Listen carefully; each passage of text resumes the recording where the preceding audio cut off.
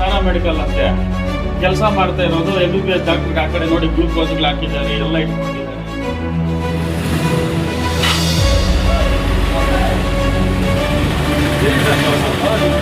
ಪ್ರಾಮಾಣಿಕವಾಗಿ ಇದ್ದೀರಲ್ಲ, ನಿಮ್ಮ ಹತ್ರ ಎಲ್ಲ ದಾಖಲೆ ಇರ್ಬೇಕು ಇವಾಗ. ಅದೆಲ್ಲ ಆಗಲ್ಲ, ನೀವು ಇರ್ಬೇಕಷ್ಟೇ ಈಗ.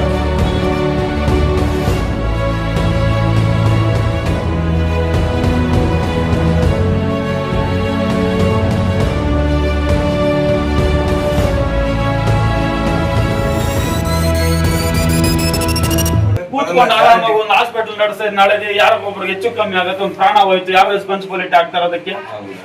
ಹೌದು. ಏನು ಹೌದಾ? ಟ್ರೀಟ್ಮೆಂಟ್ ಕೊಡ್ತಾ ಇದಾರೆ, ಅವರೇ ಗ್ಲೂಕೋಸ್ ಆಗ್ತಾ ಇದಾರೆ. ಇವ್ರು ಇದ್ರಿ ಸುಮಾರು ವರ್ಷಗಳಿಂದ ಇದೇ ತರ ಕೆಲಸ ಮಾಡ್ತಾ ಇದ್ದಾರೆ, ಪೇಷಂಟ್ಗೆ ಹೇಳ್ತಾ ಇದ್ದಾರೆ. ಇದೆಲ್ಲ ಮಾಡುವುದಾ? ದಯವಿಟ್ಟು ಮಾಧ್ಯಮದಲ್ಲಿ ನೋಡ್ತಾ ಇರೋಂಥ ಸ್ನೇಹಿತರು, ಸಾರ್ವಜನಿಕರು ಇದನ್ನ ದಯವಿಟ್ಟು ಗಮನಿಸಬೇಕು. ಇವರೊಬ್ಬ MBBS ಡಾಕ್ಟರ್ ಅಲ್ಲ, ಇವರು KMC ರಿಜಿಸ್ಟರ್ ಮಾಡಿಲ್ಲ. ಇವರಿಗೆ ಏನು ಪೇಷಂಟ್ಗಳಿಗೆ ನೋಡುವಂತ ಯಾವುದೇ ರೀತಿಯ ಒಂದು ಅರ್ಹತೆ ಇವ್ರಿಗಿಲ್ಲ, ಆ ವಿದ್ಯಾಭ್ಯಾಸನೂ ಇವ್ರಿಗಿಲ್ಲ. ಇವ್ರು ಓದಿರೋದು ಅವರೇ ಹೇಳ್ತಾ ಇದ್ದಾರೆ ಸ್ವತಃ, ನಾನು ಓದಿರೋದು ಪ್ಯಾರಾಮೆಡಿಕಲ್ ಅಂತ. ಒಬ್ಬ ಪ್ಯಾರಾಮೆಡಿಕಲ್ ಓದಿರೋಂಥ ಒಬ್ಬ ಇವರು ಡಾಕ್ಟರ್ ತರ, ನುರಿತ ಡಾಕ್ಟರ್ ತರ ಇವರು ಟ್ರೀಟ್ಮೆಂಟ್ ಕೊಡ್ತಾ ಇದ್ದಾರೆ, ಚಿಕಿತ್ಸೆ ಕೊಡ್ತಾರಂತ ಪೇಷಂಟ್ಗೆ. ನೋಡಿ ಗ್ಲೂಕೋಸ್ ಹಾಕಿ, ಇಂಜೆಕ್ಷನ್ ಹಾಕಿ ಇವೆಲ್ಲ ಕೊಟ್ಟಿದ್ದಾರೆ. ಮತ್ತೆ ಕ್ಲಿನಿಕ್ ಅಲ್ಲಿ ಒಂದು ಬಯೋ ವೇಸ್ಟೇಜ್ ನ ಹೆಂಗೆ ಇದು ಮಾಡ್ಬೇಕನ್ನೋದು ಗೊತ್ತಿಲ್ಲ. ಅಲ್ಲಿ ನೋಡ್ಬೋದು ಬಯೋ ವೇಸ್ಟೇಜ್ ಅಲ್ಲಿ ಎಲ್ಲ ಒಂದ್ ಕಡೆಯಿಂದ ಎಲ್ಲ ಒಂದೇ ಡಸ್ಟ್ಬಿನ್ ಹಾಕಿ ತುಂಬಿಸ್ಬಿಡೋದು. ಹೆಂಗ್ ಇದೇನಾ ಸರ್ ಬಯೋ ವೇಸ್ಟೇಜ್ ಹೆಂಗ್ ಮೇಂಟೈನ್ ಮಾಡ್ಬೇಕು ಹೇಳಿ ಸರ್? ಹೋಗ್ಲಿ ನೀವು ಹೆಂಗ್ ಮಾಡ್ತೀರಾ? ಕವರ್ಗಳು ಬಸ್ ಸ್ಟ್ಯಾಂಡ್ ಅಲ್ಲಿ ಇಡ್ತಾರಲ್ಲ ಡಸ್ಟ್ಬಿನ್ಗಳು, ಆ ತರ ಹಾಸ್ಪಿಟಲ್ ಅಲ್ಲಿ ಒಂದು ಡಸ್ಟ್ಬಿನ್ ನ ಇಟ್ಕೊಂಡಿದ್ದಾರೆ ಇವರು. ಇಂಜೆಕ್ಷನ್ ಯೂಸ್ ಮಾಡಂಗಿಲ್ಲ, ಗ್ಲೂಕೋಸ್ ಯೂಸ್ ಮಾಡಂಗಿಲ್ಲ, ಪ್ರಿಸ್ಕ್ರಿಪ್ಷನ್ ಇವರೇ ಬರೀತಾರೆ. ಏನ್ ಟ್ರೀಟ್ಮೆಂಟ್ ಕೊಡ್ಬೇಕು ಅನ್ನೋದು ಇವರೇ ಬರೀತಾರೆ, ಅವ್ರಿಗೆ ಯಾವ ಮಾತ್ರೆ ತಗೋಬೇಕು ಅನ್ನೋದು ಇವರೇ ಬರೀತಾರೆ. ಇವ್ರಿಗೆ ಫಸ್ಟ್ ಆಫ್ ಆಲ್ ಪ್ಯಾರಾಮೆಡಿಕಲ್ ಅಲ್ಲಿ ಇಷ್ಟೆಲ್ಲ ಡೆವಲಪ್ಮೆಂಟ್ ಆಗ್ಬಿಟ್ಟೆ ಅನ್ನೋದು ಆಶ್ಚರ್ಯ ಆಗ್ತದೆ. ಯಾಕಂತಂದ್ರೆ ಅವ್ರಿಗೆ ಸುಪ್ರೀಂ ಕೋರ್ಟ್ ಆದೇಶ ಕೊಟ್ಟಿದೆ ಅಂತ. ಡಾಕ್ಟರ್ ಸರ್ ಮನೋಜ್ ಅವರಿಗೆ ಸುಪ್ರೀಂ ಕೋರ್ಟ್ ಆದೇಶ ಕೊಟ್ಟಿದೆ ಅಂತ. ಆದೇಶ ಏನಿದೆ ಅವ್ರು ತೋರಿಸ್ತಾ ಇಲ್ಲ, ಅವ್ರು ಯಾರು ಅವ್ರು ಕಮಿಟಿಗೆ ಕೊಡ್ತಾರಂತೆ. ಇವ್ರದೊಂದು ಕಮಿಟಿ ಮಾಡ್ಕೊಂಡಿದ್ದಾರಂತೆ. ಏನ್ ಕಮಿಟಿ ಸರ್ ನಮ್ದು? Karnataka community medical paramedical association. Paramedical association ಅಧ್ಯಕ್ಷರಿಗೆ ಒಂದ್ಸರಿ ಫೋನ್ ಮಾಡ್ಕೊಡಿ ಸರ್, ಮಾತಾಡೋಣ. ನೀವು ಕ್ಲಿನಿಕ್ ನಡೆಸಬಹುದೇನೋ ಕೇಳೋಣ. RMP ಓದಿರೋರು ಕೂಡ ಟ್ರೀಟ್ಮೆಂಟ್ ಕೊಡಂಗಿಲ್ಲ ಸರ್, ಚಿಕಿತ್ಸೆ ಕೊಡಂಗಿಲ್ಲ. ಇಲ್ಲ ನೀವು ನೇರವಾಗಿ MBBS ನೀವು ಎಕ್ಸ್ಪೀರಿಯನ್ಸ್ ಫಿಸಿಷಿಯನ್ ತರ ನೀವು ಟ್ರೀಟ್ಮೆಂಟ್ ಕೊಡ್ತಾ ಇದ್ದೀರಾ. ನಾನ್ ಫಿಸಿಷಿಯನ್ ಅಂತ ಎಲ್ಲಿ ಹೇಳಿಲ್ವಲ್ಲ. ಮತ್ತೆ ಇದೆಲ್ಲ ಮಾಡ್ಬೋದಾ ನೀವು? ಈಗ ಅವ್ರು ಗೌರ್ಮೆಂಟ್ ಹಾಸ್ಪಿಟಲ್ ಹೋಗಿದ್ದಾರೆ, ಐಎಮ್ಎನ್ ಮೋಷನ್ಸ್ 3 ದಿವಸದಿಂದ ಐಎಮ್ಎನ್ ಸಫರ್ ಆಗಿದ್ದಾಳೆ, ಅಲ್ಲಿ ಗಲಾಟೆ ನಡೆದಿದೆ, ಬಂದಿದ್ದಾರೆ, ಗಲಾಟೆ ಹಾಕಿದೀವಿ ಅಷ್ಟೇ. ಪೇಷಂಟ್ ಕೇಳಿ ಇಲ್ಲ ಐಎಮ್ಎನ್ಗೆ ನಾನು ಯಾವ ಅನುಭವದಿಂದ ಹಾಕಿದ್ದೀರಾ ಸರ್? ಏನ್ ಓದ್ಕೊಂಡಿದ್ದೀರಾ ನೀವು ಅಂತ ಹಾಕಿದ್ದೀರಾ ಸರ್? ಇಲ್ವಾ? CMSVD ಅಂದ್ರೆ ಎಸೆನ್ಷಿಯಲ್ ಡ್ರಗ್ಸ್ ಅಂತ ಬರುತ್ತೆ, ಅರ್ಥ ಆಯ್ತಾ? ಅದ್ರ ಪ್ರಕಾರ ನಾವು ಇದು ಮಾಡಿದ್ದೀವಿ. ಎಸೆನ್ಷಿಯಲ್ ಡ್ರಗ್ಸ್ ಅಂದ್ರೆ ನೀವು ಕೊಡ್ಬೋದಂತಿಲ್ಲ ಸರ್. ಎಸೆನ್ಷಿಯಲ್ ಅಂದ್ರೆ ಏನ್ ಹೇಳಿ? ಹೇಳಿ ನೀವ್ ಹೇಳಿ. ಹೇಳ್ತಾ ನೀವು ಗೊತ್ತಿದೆ, ಸುಪ್ರೀಂ ಕೋರ್ಟ್ ಆದೇಶ ಕೊಟ್ಟಿದೆ. ನಿಮಗ್ ಗೊತ್ತಿದೆ, ನೀವ್ ಹೇಳಿ, ನಾನೇನ್ ಹೇಳಕ್ ಬರಲ್ಲ. ಅಲ್ಲ, ನಿಮ್ಗೆ ಸುಪ್ರೀಂ ಕೋರ್ಟ್ ಆದೇಶ ಕೊಟ್ಟಿದೆ ಅಲ್ವಾ? ಕಾನೂನು ನಿಮ್ಗೆ ಎಲ್ಲಾ ಗೊತ್ತಿದೆ, ನೀವು ಮಾತಾಡಿ. ಅದು ಗೊತ್ತಿರೋದಕ್ಕೆ ಕೇಳ್ತಾ ಇರೋದು, ನೀವು ಹೆಂಗ್ ಕ್ಲಿನಿಕ್ ನಡೆಸ್ತಾ ಇದ್ದೀರಾ ಅಂತ. ಎಸೆನ್ಷಿಯಲ್ ಡ್ರಗ್ಸ್ ಕೊಡ್ಬೋದಂತೆ. ಯಾರು ಆದೇಶ ಮಾಡಿದ್ ನಿಮ್ಗೆ?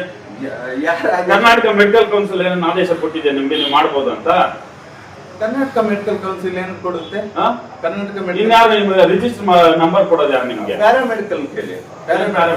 ಪ್ಯಾರಾಮೆಡಿಕಲ್ ಟ್ರೀಟ್ಮೆಂಟ್ ಕೊಡಂಗಿಲ್ಲಲ್ಲ ಸರ್? ಯಾರು ಹೇಳಿದ್ದು ಸರ್ ಕೊಡಲ್ಲ? ಯಾರು ಹೇಳಿದ್ದು ಸರ್? ನಿಮ್ಮ ಹತ್ರ ಏನ್ ಆದೇಶ ಇದೆ ಅದಾದ್ರೂ ಕೊಡ್ಬೇಕಲ್ಲ ನೀವು?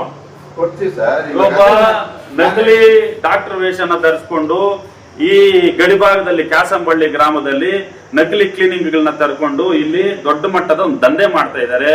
ಇಲ್ಲಿನ THO ಅವರು ಇದನ್ನೆಲ್ಲ ಕಂಡಿಡಿದು ಇವ್ರ ಮೇಲೆ ಕ್ರಮ ಕೈಗೊಳ್ಳುವಲ್ಲಿ ವಿಫಲರಾಗಿದ್ದಾರೆ ಎಂಬುದನ್ನ ನಾನು ಹೇಳೋದಕ್ಕೆ ನೇರವಾಗಿ ಹೇಳ್ತಾ ಇದ್ದೀನಿ.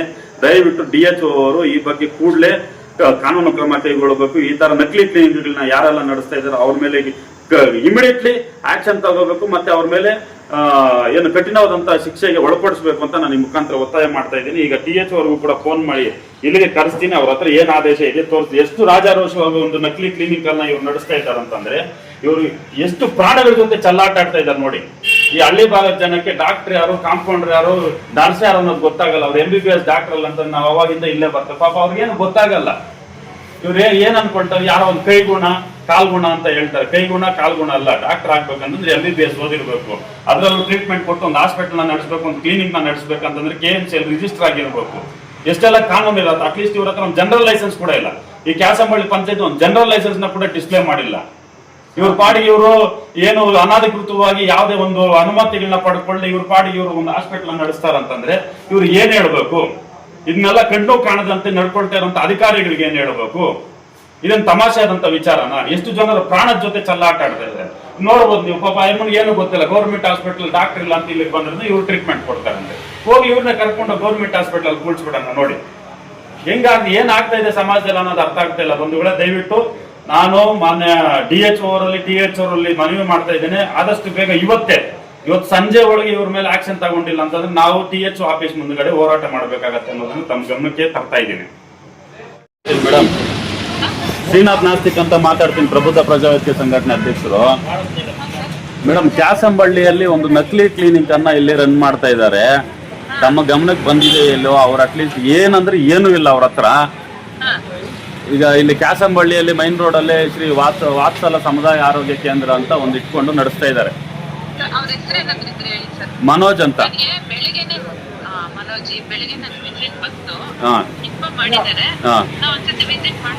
ಯಾವಾಗ ಮಾಡ್ತೀರಾ ಮೇಡಮ್? ಈಗ ಮಾಡ್ಬೇಕು ಮೇಡಮ್. ಆಲ್ರೆಡಿ ಅವ್ರು ಟ್ರೀಟ್ಮೆಂಟ್ ಕೊಡ್ತಾ ಇದ್ದಾರೆ. ಇನ್ನು ಒಂದು 5 ನಿಮಿಷದಲ್ಲಿ ಏನಾದ್ರು ಪ್ರಾಣಾಪಾಯ ಆದ್ರೆ ಯಾರು ಮೇಡಮ್ ನೋಡ್ತಾರೆ?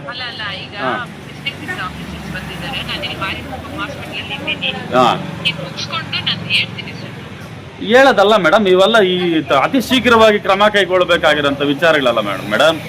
ಈಗ ನೀವು ನಾಳೆ ವಿಸಿಟ್ ಮಾಡ್ತೀನಿ ಅಂತ ನಾಳೆ ಒಳಗೆ ಏನಾದ್ರೂ ಅನಾಹುತಗಳಾದ್ರೆ ಯಾರು ಜವಾಬ್ದಾರಿ ವಹಿಸ್ತಾರೆ ಮೇಡಮ್? ಅಟ್ಲೀಸ್ಟ್ ನಿಮ್ಮ ಅಲ್ಲ ಮೇಡಮ್, ನಿಮ್ಮ THO ಆಫೀಸ್ ಕಡೆಯಿಂದ ಯಾರನ್ನವ್ರನ್ನ ಬಂದು ಕಳಿಸಿ ಅವ್ರ ಮೇಲೆ ಯಾವ್ದೊಂದು ಕ್ರಮ ಕೈ.